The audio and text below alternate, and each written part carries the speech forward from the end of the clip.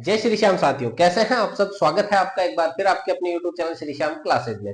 हाँ साथियों, जिनका एक बड़ा सवाल था कि साई को पढ़ तो ली सर, लेकिन समझ में बहुत कम आई है, या फिर सवाल करते समय गलत हो जाते हैं, या सर अब साई को पढ़ी लेकिन अब दोबारा रिवीजन करें तो इतनी बड़ी साई को का कैसे करें।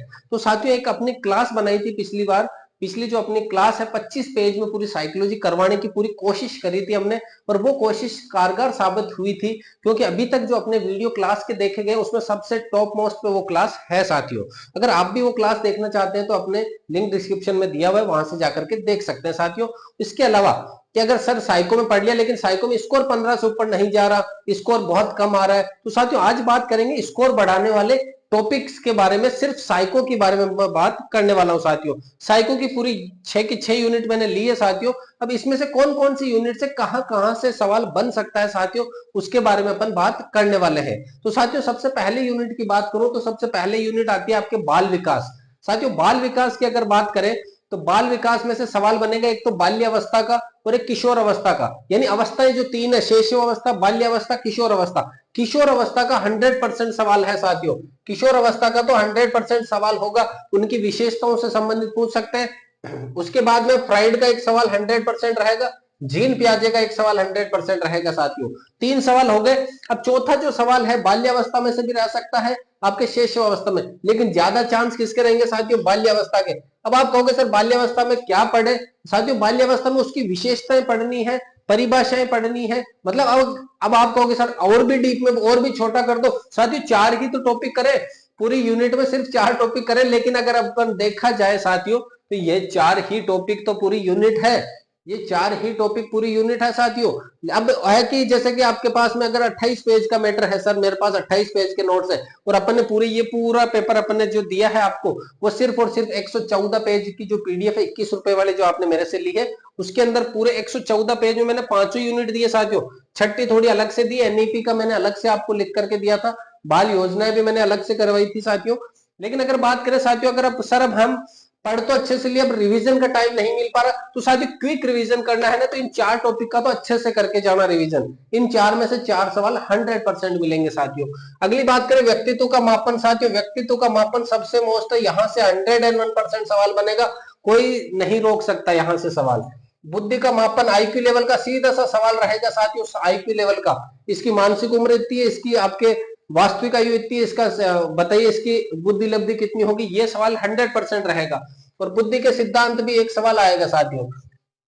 तो सेकंड यूनिट से 3 सवाल है, व्यक्तित्व का मापन, बुद्धि सिद्धांत और मापन, ये 3 तो कंफर्म है साथियों। इसके अलावा भी एक आधा सवाल और आ सकता है, लेकिन ये 3 सवाल 100% कंफर्म मिलेंगे आपको एग्जाम में साथियों। तो आपको कहने का सर अब ये बताने का क्या उचित है, ये इसलिए बताई जा रही है कि अब टाइम अगर कम है आपके पास और रिवीजन करना चाहते हो साइको का, तो साथियों आप मुश्किल से, अगर मैं बात करूं, अगर आपके पास 5 घंटे भी है रिवीजन के लिए, तो 5 घंटों में इन सब टॉपिक का आप रिवीजन कर सकते हो साथियों। अब आप सोचो सर हम तो 1 घंटे में कर लेंगे, अरे करने वाले आधे घंटे में कर लेंगे, लेकिन 5 घंटे का मतलब है उन्हीं छात्रों के लिए है जिनके स्कोर 15 से कम बन पा रहा है। तो अगर इन टॉपिकों को पढ़ लोगे साथियों तो 20 प्लस की गारंटी मैं ले सकता हूं। अभी अगर 15 बन रहा है तो अब अगर आप कहोगे सर हमारा तो 5 बन रहा है, तो साथियों 5 वालों का अब यहाँ पे स्कोर बढ़ नहीं सकता है। 5 वालों के ऊपर तो फिर भगवान की कृपा होगी, मेहर होगी, जो तुक्का लगाएंगे वो सही हो जाए तो 12-13 तक पहुंच सकते हैं, पहुंच जाए तो वहां पर अपन बात करेंगे साथियों। अब बात करें तीसरी यूनिट अधिगम की कठिनाइयां, जो डिसलेक्सिया डिस्प्रेक्सिया ये वगैरह जो है, एक सवाल 101% रहेगा। कुसमायोजन के जो रोग है, कुंठा हो गया, भग्नाशय हो गया, आपके ये जो कुंठा भग्नाशय वगैरह जो रोग है ना साथियों, उसमें से सवाल पूछे जाते हैं। इनके अलावा इनके अप्रत्यक्ष उपाय साथियों, इनसे बचने के जो अप्रत्यक्ष उपाय किए जाते हैं, दमन, प्रतिस्थापन, विस्थापन वगैरह ये जो होते हैं ना साथियों, वहां से एक सवाल 100%। तो कितने सवाल हो गए साथियों, यहां से भी 3 सवाल हो गए, तो 4 सवाल, 3 सवाल, 3 सवाल साथियों।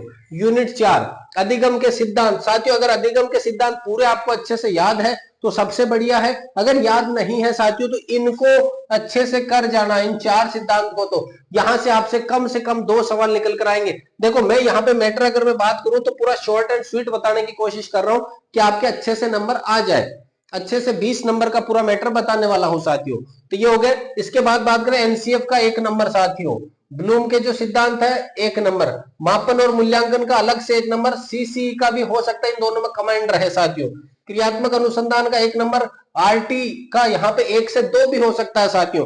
तो 1 2 3 4 5 6, तो कितने सवाल हो गए साथियों? 6 सवाल हो गए। यहां से कितने सवाल हो गए साथियों? 6 सवाल। अब अगर मैं बात करूं एनईपी के साथ, तो ध्यान देना, एनईपी जो नया टॉपिक जुड़ा है आपके, एक तो बाल कल्याणकारी योजनाएं। बाल कल्याणकारी योजनाएं क्यों नहीं लिखी सर? अब बात करें बाल कल्याणकारी योजना, जैसे आपने 30 पढ़ ली बाल कल्याणकारी योजनाएं, अब एग्जामिनर 31वीं में से दे देवे तो क्या गारंटी सर हमने जो पढ़ी है वहीं से सवाल बनेगा उसमें? तो साथियों बहुत बड़ा है। अगर आपके पास पहले टाइम था तो आपने अच्छे से कवर करी होगी। हमने लगभग 35 से 40 दी है आपको बाल कल्याणकारी योजनाएं, और अगर आपको पढ़नी है तो ये हर एक टॉपिक हमने पूरा का पूरा करवा रखा है। साइकोलॉजी की यूनिट में जाना साथियों, वहां पर आपको हर एक टॉपिक मिल जाएगा। और ये जो टॉपिक है 5वीं यूनिट, सबसे बेस्ट एक एक पेज में करवाई है साथियों। एनसीएफ 2005 एक स्लाइड बोर्ड वाली, और उसके अलावा एक दूसरी स्लाइड में ब्लूम वाला, एक पेज में मापन मूल्यांकन, एक पेज में सतत एवं व्यापक, एक पेज में क्रियात्मक अनुसंधान, एक पेज में आरटी 2009, एक पेज में साथियों। कहने का मतलब है इन सब को हमने एक एक पेज में करवाया साथियों। और इसका मैं क्विक रिवीजन भी लेकर आऊंगा 5वीं यूनिट का, क्योंकि साथियों मैंने जो आपको 25 पेज में दिया ना मैटर, वो सिर्फ 4 यूनिट का दिया था।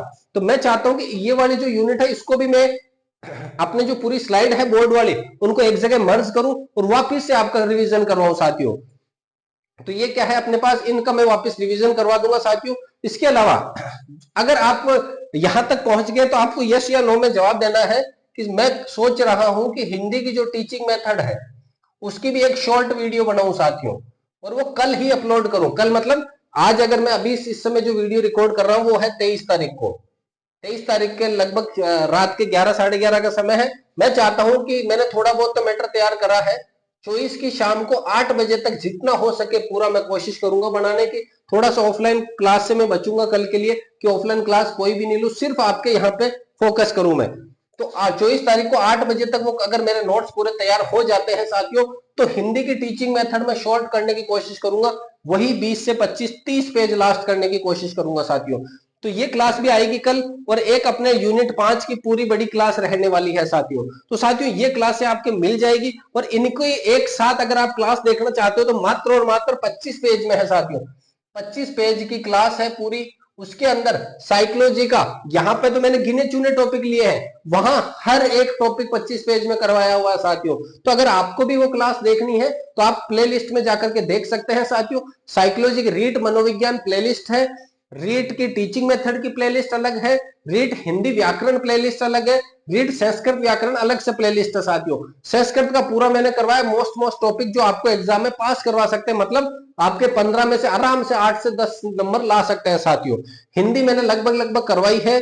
उसके बाद बात करें टीचिंग मेथड का, हर एक टॉपिक करवाया है साथियों। उसके बाद बात करें मैंने साइकोलॉजी का पूरा करवाया है, शॉर्ट एंड स्वीट करवाया है साथियों। ये नहीं कि बड़ा बड़ा अधिगम में 3 घंटे लेकर के चलाओ, नहीं साथियों। अधिगम को मैंने पूरा 1 घंटे के अंदर अंदर करवाने की पूरी कोशिश करी है।